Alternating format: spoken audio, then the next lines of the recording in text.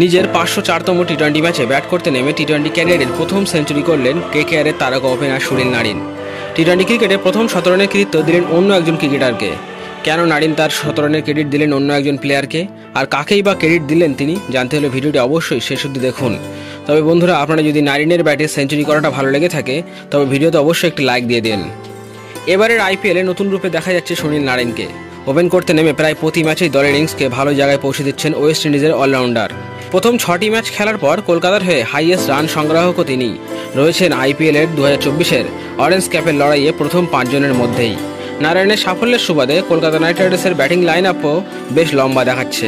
আর এদিন রাজস্থানের বিরুদ্ধে তিনি মাত্র 49 বল খেলে এবছর কলকাতার হয়ে প্রথম সেঞ্চুরিও করে ফেলেন তিনি। ব্যাট হাতে এই সাফল্যের জন্য নারায়ণ কৃতিত্ব দিচ্ছেন কেকেআরের মেন্টর গৌতম গম্ভীরকে। মঙ্গলবার রাজস্থান রয়্যালসের বিরুদ্ধে তার 56 বলে 109 রানের ইনিংসে 13টি 4 ও 6টি ছক্কা ছিল। কেকেআর ইনিংস শেষ হওয়ার পর নারিন বলেন, গত কয়েক বছর আমি তেমন একটা ইনিংস শুরু করিনি, তাই এই প্রস্তাব পেয়ে মনে হয়েছিল আমার সঙ্গে রসিকতা করা হচ্ছে। গম্ভীরের ফিরে আসাটা কাজে দিয়েছে, ও আমাকে ভরসা দিয়েছে, আত্মবিশ্বাস দিয়েছে। গম্ভীরের মনে হয়েছিল আমি সফল হব, দলকে প্রয়োজনীয় শুরু করে দিতে পারবো। পরিস্থিতি যেমনই হোক না কেন দলকে একটা ভালো শুরু করে দেওয়ার চেষ্টা করছি। ইডেনে 22 গজ সম্পর্কে নারিন বলেছেন, এখানকার পিচ সম্পর্কে আমার ধারণা আছে, এখানে ব্যাট করা খুব সহজ নয়, তাই পাওয়ার প্লেকে কাজে লাগানোর চেষ্টা করছি আমরা। আইপিএল শেষ হলে শুরু হবে টি-20 বিশ্বকাপ। প্রতিযোগিতার মূল আয়োজক ওয়েস্ট ইন্ডিজ। বছরের শুরুতে আন্তর্জাতিক ক্রিকেট থেকে অবসর নিয়েছেন নারিন। ভালো ফর্মে থাকলেও দেশের মাটিতে বিশ্বকাপ খেলার সুযোগ নেই। এ নিয়ে নারিন বলেছেন, দেখুন, যেটা হওয়ার ছিল হয়েছে, আমাদের তো ভবিষ্যতের দিকে তাকাতেই হবে।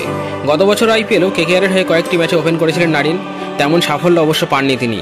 এবারে বলের পাশাপাশি ব্যাট হাতেও দলকে ভরসা দিচ্ছেন, প্রতিপক্ষের সঙ্গে কেকেআরের পার্থক্য করে দিচ্ছেন। এদিন নারিন 17 রান পূর্ণ করার পর স্ট্র্যাটেজিক টাইম আউটে সময় মাঠে ঢুকে তাকে জড়িয়ে ধরলেন গম্ভীর। নারিন রান করলেও আসলে বাজিয়ে দিচ্ছেন কেকেআরের মেন্টর গৌতম গম্ভীরই। তো বন্ধুরা, আপনাদের যদি মনে হয় যে নারিনের ব্যাটিংয়ের এই সাফল্যের পিছনে সত্যিই গৌতম গম্ভীরের অবদান আছে, তবে এই ভিডিওতে একটি লাইক দিয়ে আমাদের চ্যানেলটি সাবস্ক্রাইব করে রাখুন।